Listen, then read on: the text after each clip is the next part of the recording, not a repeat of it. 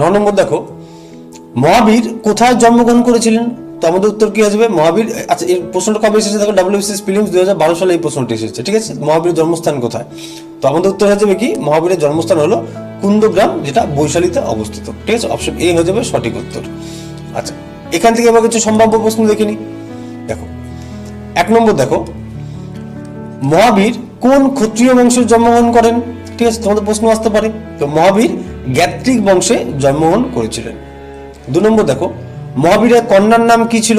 তো মহাবীরের কন্যার নাম ছিল প্রিয়দর্শনা বা অন্নজা ছিল মহাবীরের কন্যার নাম। 3 নম্বর দেখো, মহাবীরের প্রথম শিষ্যের নাম কি ছিল?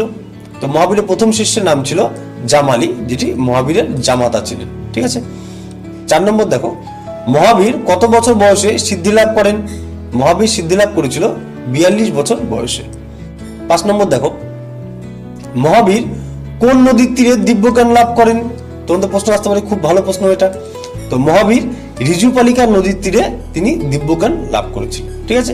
তো মহাবীর রিলেটেড বা জন্মকাল বা বাল্যকাল সম্পর্কিত মহাবীরের এই কটা প্রশ্ন তোমাদের একটু দেখে নিতে হবে।